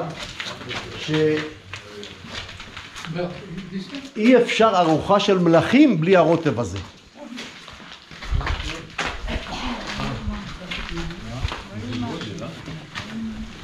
טוב, עכשיו למעלה בראש ההר אנחנו רואים פה את המגדל הזה שגובהו בערך כ-15 מטר בערך. פה, המגדל הזה בערך. דמיינו שהוא היה בגובה של כ-40 מטר. רבותיי, 40 מטר, כמה קומות זה? לפי 2.5, לפי 3? לפי 3, 13 קומות. בית של 13 קומות, 10 קומות, יאללה, הנחה. זה הראשון. זה הראשון שהוקם, שבתוכו למעלה נמצא אמבט. עוד פעם, אמבט כמו שנמצא בקיפרוס, במקום שהוא בנה לכבוד אמו קיפרוס הנבטית. אז למעלה נמצא שבר של אמבט. הכל, חדרים. מספר אותו ניקולאוס מדמשק, שפלביוס כותב, או הוא המקור שלו, כי פלביוס חי משהו כמו 70 שנה אחרי הורדוס, כן? אז המקור היחידי של פלביוס, או יוסף בן מתתיהו, לגבי מה שקורה פה עם הורדוס, זה אותו ניקולאוס. וניקולאוס כותב שהורדוס פה בארמון הזה הולך ומדבר לעצמו, הוא מייסר את עצמו, הוא מתייסר כל הזמן על זה שאין לו את מרים יותר. הוא אהב אותה אהבה משוגעת, והוא איבד אותה. במו ידיו הוא איבד אותה. מצאת איזה עתיקות? בכל מקרה, זה שטח הארמון. מה יש פה? כל מיני דברים. אנחנו תכף נלך ונראה את בית המרחץ. בית המרחץ שנמצא שם למעלה. או אתם יודעים מה? בואו נלך לבית הכנסת קודם, ואז נלך לבית המרחץ. תראו את האבנים. תראו, האבנים פה זו דוגמה נהדרת כדי להבין שאין פה שיש. זה הכל אבן גיר. ואבן גיר שכוסתה או צופתה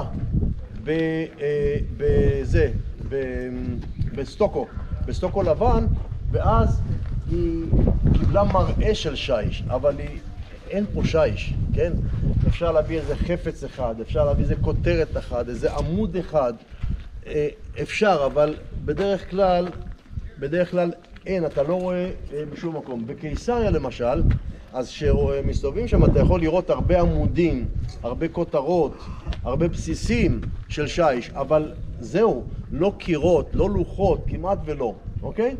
אז זה דבר אחד. דבר שני, בואו נלך הולכים לבית כנסת שמה? טוב, אז בוא נלך לזה. בוא נלך פה לבית מרחץ. יאללה, בוא. זה על שמירה או משהו? זה נראה כזה. דן, פה היו חדרי מגורים. גם למטה, פה, בחצר הארמון. כל זה היה הארמון שלו.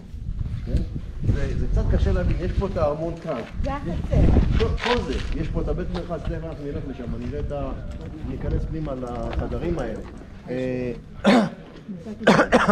תראו, מוצאים פה בית מרחץ, מוצאים במצדה בית מרחץ. עכשיו, אנחנו במקום, היום זה אולי לא דוגמה טובה. חם, בקיץ חם פה, חם מאוד. אתה לא רוצה להיכנס לסאונה בקיץ, אבל לא. בבית המרחץ זה המקום שבו לוקחים את ההחלטות. בית המרחץ זה המקום שבו מתכנסים האנשים החשובים ומדברים אחד עם השני ומחליטים החלטות כאלה ואחרות. זה לא, אין חדר ישיבות. החדר ישיבות זה בית המרחץ. ואז חלק זה של להיות רומאי זה להיכנס לסאונה, להיכנס לבית המרחץ, כן? אז יש גם בית מרחץ פה, כן? בואו נלך לשם. אני מוכנה לסאונה. סליחה? אני מוכנה לסאונה. כן.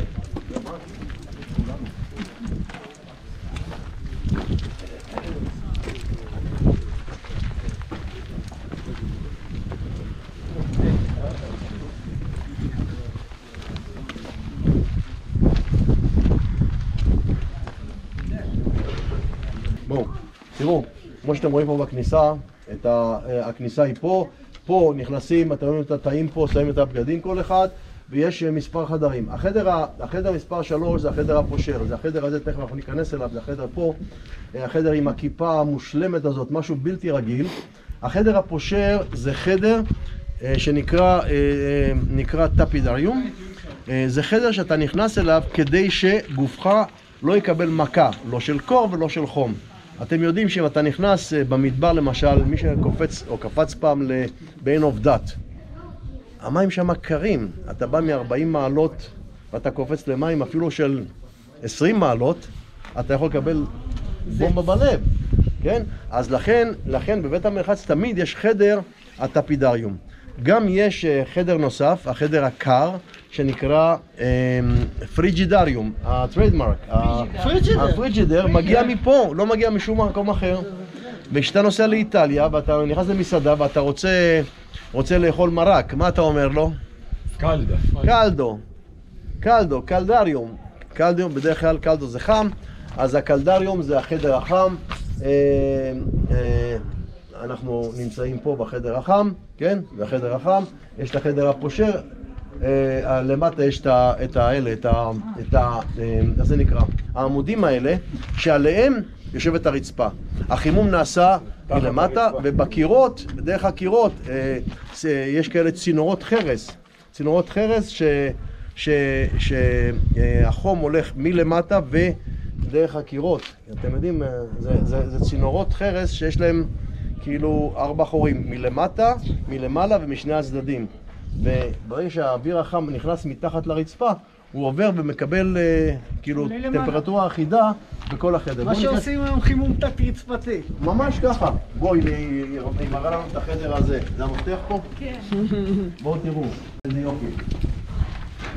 זה אוריגינלי. לא יאומן. זה הפושר. כן.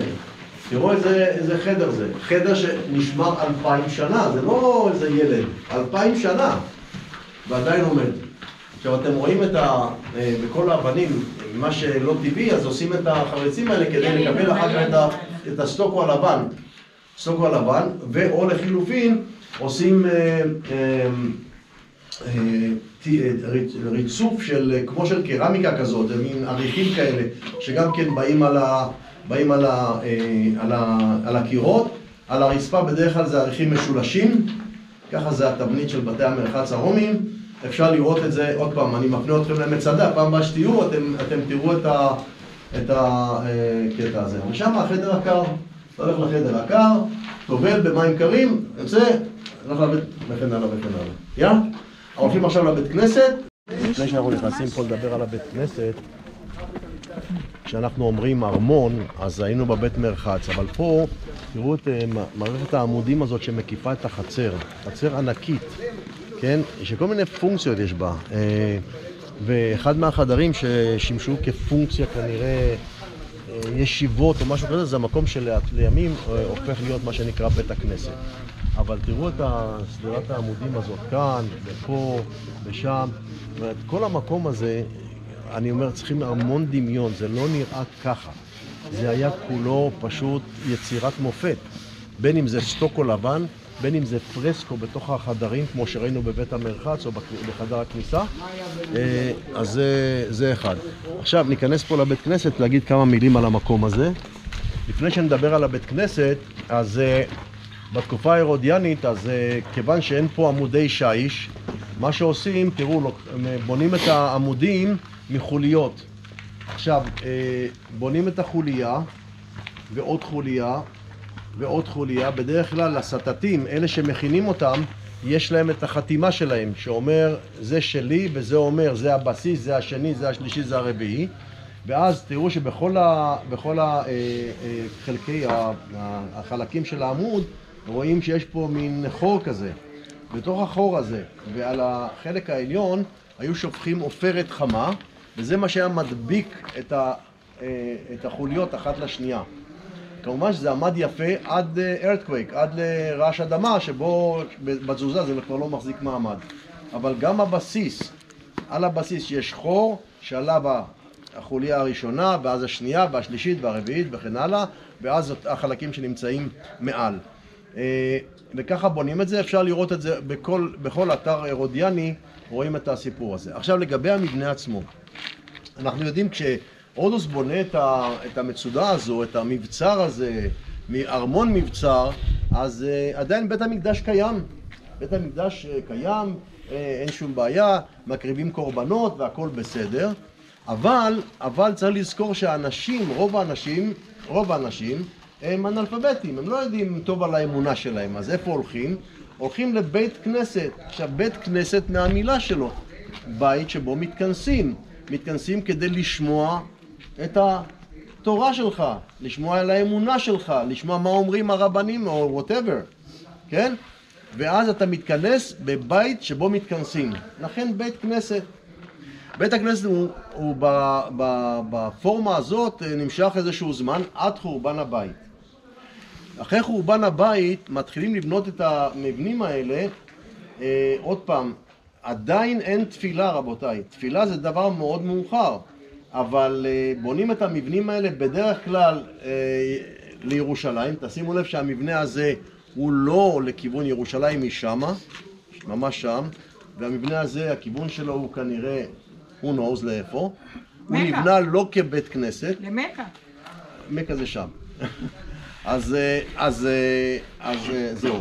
עכשיו, מה שקורה בדרך כלל במבנים האלה, יש שורה של 1, 2, 3 שורות של מושבים, תלוי במיקום של המבנה הזה, שבו סביב יושבים האנשים. אנחנו רואים דוגמאות לכך במצדה, בגמלה, אתרים שעוד פעם שהתקיימו בזמן בית המקדש. כן? זה צריך לזכור. הבתי כנסת האלה הם הראשוניים ביותר.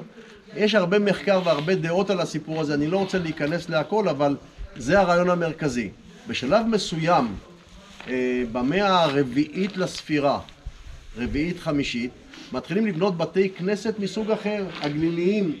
לזכור שיהודים כבר לא יכולים לחיות ביהודה, לא בירושלים, הם מהגרים לגליל או לארצות אחרות, מצרים, אגן הים התיכון, מסופוטמיה, וכאן בגליל הם מקימים בתי כנסת. אני לא יודע אם הייתם בבית הכנסת בכפר נחום או בברעם, בית כנסת גם כן בסגנון הזה, בסגנון הזה, סליחה? בארבל. ארבל, יש הרבה, יש איזה 100 בתי כנסת כאלה, כולם לכיוון ירושלים. מה שמעניין בבתי הכנסת ההם זה שהכניסה היא מכיוון ירושלים. זאת אומרת, אתה נכנס כאילו הכניסה היא מפה, יש פה שלוש דלתות, שלושה פתחים, אחד במרכז, אחת פה ואחת פה, אתה נכנס מפה ואז אתה מתיישב ומסתובב לכיוון של ירושלים. זה הסוג הראשון. הסוג השני, בונים אותו שהכניסה ישר מסתכלת לכיוון ירושלים. והסוג השלישי של בתי הכנסת, שהם מהמאה השישית לספירה, הם בתי הכנסת כדוגמת בית אלפא, כדוגמת חמת טבריה, כדוגמת ציפורי, עם רצפות פסיפס מדהימות, בין השאר עם הזודיאק, עם גלגל המזלות, שבמרכזו, אתם יודעים מה במרכזו? מישהו יודע? במרכז הזודיאק, מה יש במרכז? השמש, אל השמש. מה? אל השמש. הליוס אל השמש. יהודים טובים. הליוס אל השמש. בכניסה יש איזשהו מוטיב כמו בבית אלפא, עקדת יצחק למשל. אבל במרכז בית הכנסת, הליוס אל השמש. ושמה, ליד המקום של ארון הקודש, יש את התיאור של הפרוכת עם שופרים ומחטות וכל מה שהיו משתמשים בבית המקדש. וכמובן במקום הזה, ליד הבמה, ממש שם, יש את הגניזה. גניזה, אתם יודעים מה זה? זה המקום שבו קוברים, מניחים ספרי קודש ששם האלוהים מופיע בהם, אותם לא שורפים, לא זורקים, קוברים כאילו בני אדם, בדרך כלל במקום שנקרא הגניזה בבית הכנסת. לימים כבר יש את הגניזה הקהירית ודברים אחרים, אני לא רוצה להיכנס לזה, אבל לא זורקים את זה. ולפי הגניזה אפשר לדעת מה פה, מה שם. מה שמעניין ולא קשור למקום הזה, דווקא קשור למצדה. המצודה השלישית שבונה הורדוס אחרי מחבר והרודיון, במצדה מוצאים בגניזה קטע מאוד מעניין. מישהו יודע מה מוצאים שם? מישהו יודע? לא. במצדה מוצאים קטע מספר יחזקאל שמדבר על חזון העצמות היבשות. זה מאוד סימבולי שבחפירות של שנות ה-60, 62, 64, מוצאים דווקא את הקטע הזה. עם ישראל חזר לארצו, עם ישראל קם לתחייה, ושם מוצאים את הסיפור של חזון העצמות היבשות. עכשיו אנחנו נלך להיכנס לתוך מערכת בורות המים, מאגרי המים. מי שגבוה כמוני שיסתופף. מתי היית פה לאחרונה, יעקב? מה? הרבה שנים. הרבה שנים, נכון? זה הכל חדש. אז זהו, באתי לשאול אותך. זה לא היה, לא נכון? זוכרת שהיינו פה. תראו את המחסנים. תראו את המחסנים. זה לא בטוח. זה לא נגמר, החפירות לא נגמרות. אתם יורדים לבורות המים, רבותיי. בורות המים של מצדה, של הרודיון.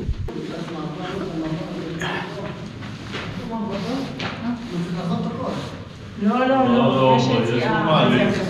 יש מעלית.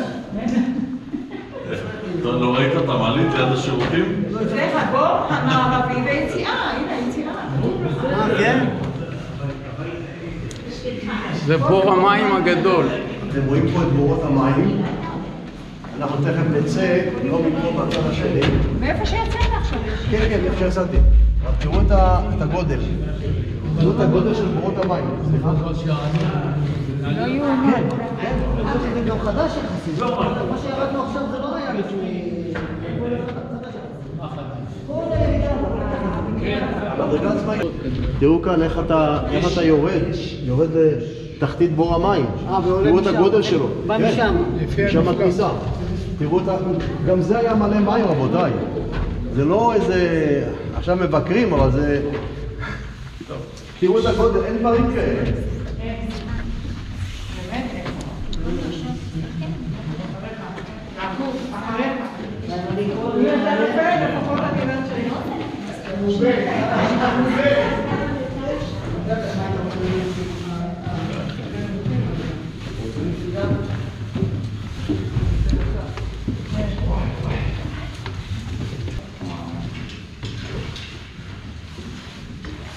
כמה אנשים גרו פה שהיה צריך כל כך הרבה מים?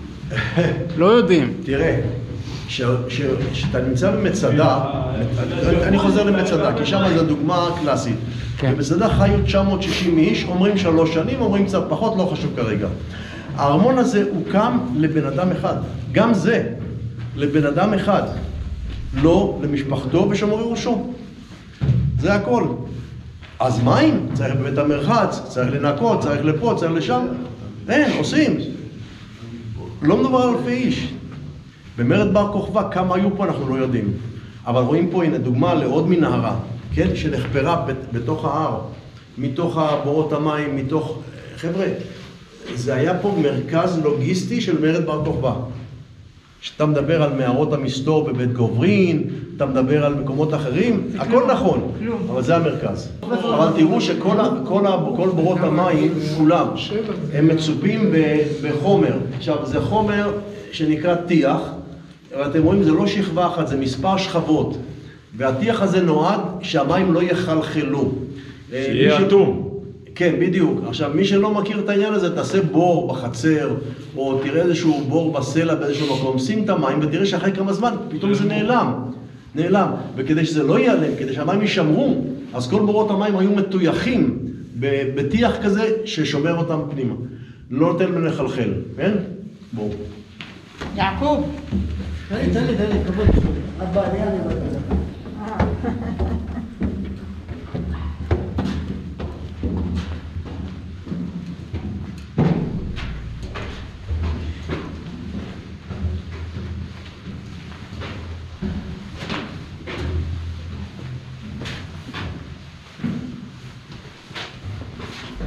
הנה, פה יש דוגמה של שריד, פה אתה רואה, שריד של צבע אדום. הקירות, הכותרות, העמודים היו צבועים, היה פה, מה נגיד לכם? ארמון. אין לי מילים, פשוט אין מילים. היה פה ממש ארמון. עכשיו רוצים לראות את הסרטון. הוא מת ביום ה-50 יום שהרג בו את אנטיפטר בנו. ו37 שנה עברו מאז שהתמנה על ידי הרומאים למלך יהודה.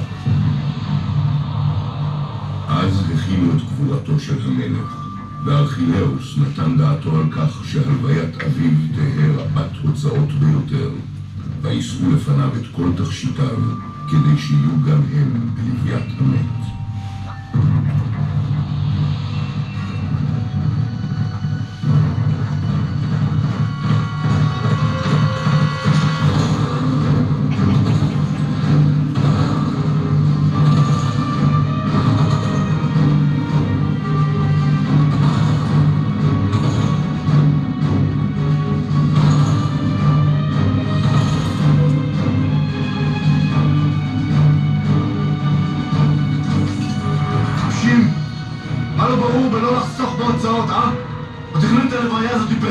ורצה שתהיה גדולה יותר מכל ההלוויה שאתה לפניו.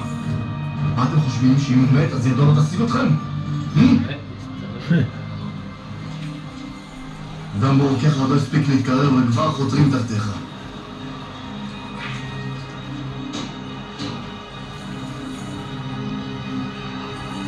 איפה הכתר?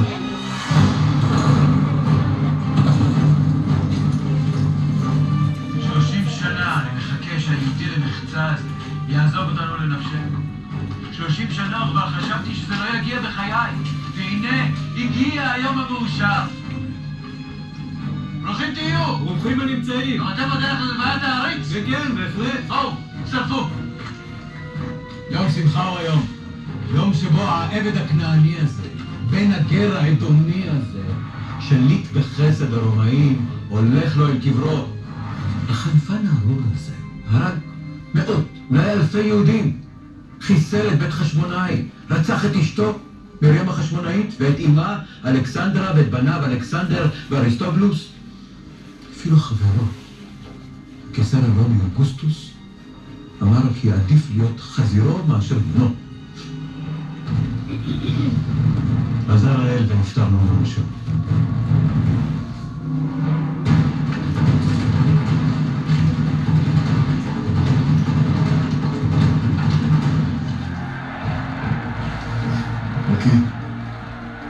תראה את כל האנשים שבאו מכל צרות האימפריה.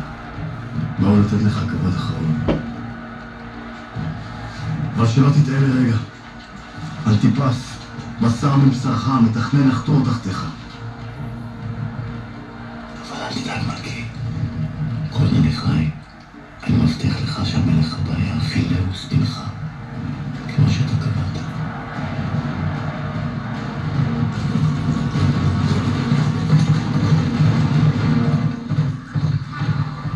תענוג היה לעבוד איתו.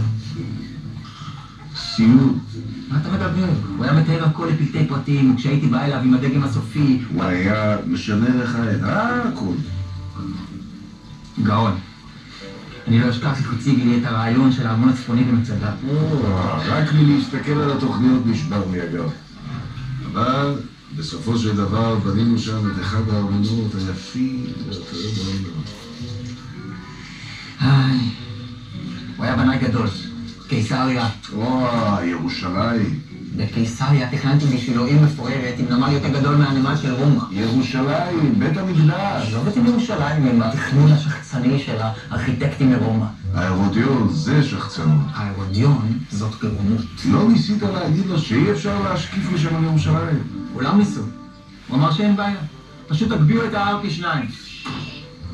אבל אתה בנית שם את אחד התיאטראות היפים ביותר שהייתי בימי חיי. ממש נשבר לי הלב שהייתי צריך להרוס לך את זה שהוא רצה לבנות שם את הקבר שלו. לא רק לאנשים הוא ידע להתאכזר. לחיי המלך המת. לחיי הבנאי הגדול.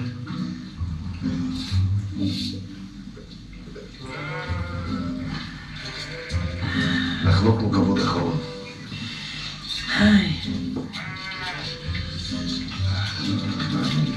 כן, אתה מכיר את האנקדוטה על המלך עם החמור?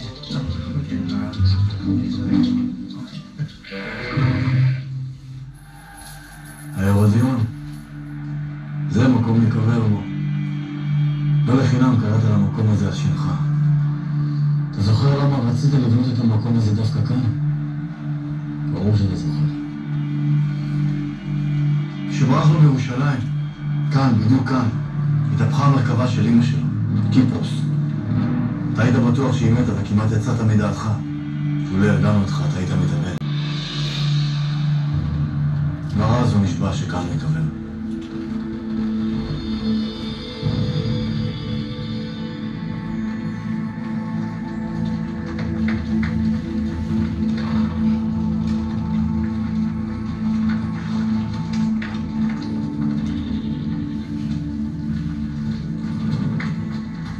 כמה נשים היו לאבא? דוריס האדומית, מירם החשמונאית, מלטקי השומרונית, מירם הבייתוסית, קליאופטרה הירושלמית, פידרה, פילס, אני... את מי שכחתי? חסרות לי עוד 2. החנית ואת בת הדודה, שאני לא זוכרת את השמות שלהן. והוא אהב את כולן? אביך היה גבר אמיתי. היה בו הכל. כישרון פוליטי, אמביציה אדירה, שנינות, תוקפנות. הוא היה גם בעל מדהים. שלומית, לאחר שהביא לו את אביך על קברו, תשמעי עליו הרבה דברים רעים. אל תאמיני, אביך היה אדם נפלא, אוהב ומתחשב. בואי שלומית, בואי נלך לראות את אביך בפעם האחרונה.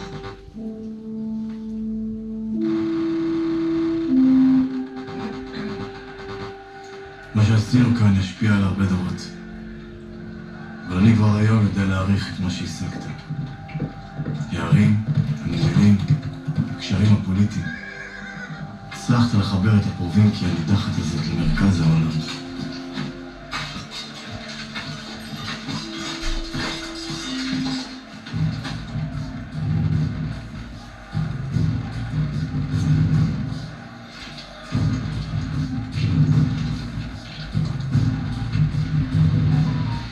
עכשיו אתה מוכן, הורדוס הגדול. הגדול מכולם. צא אל דרכך האחרונה. צא אל ההרודיון.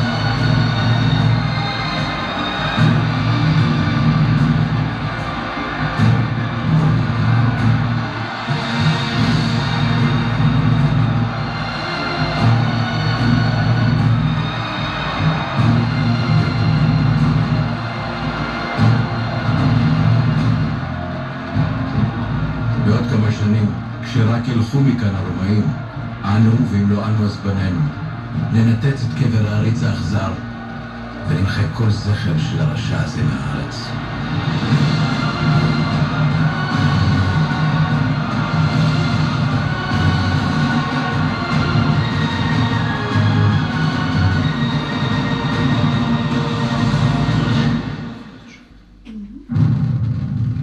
הרדיון אולי מדהים ביותר מבין מפעלי הבנייה של המלך הורדוס, והאתר בו בחר להיקבר ולהנציח את שמו.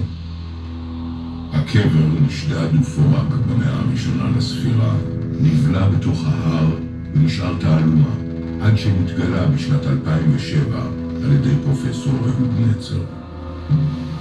פרופסור נצר נפל ונהרג בהרודיון בשבוע בו תכנן את הלוויית הורדוס לסרט זה. יהי זכרו ברוך.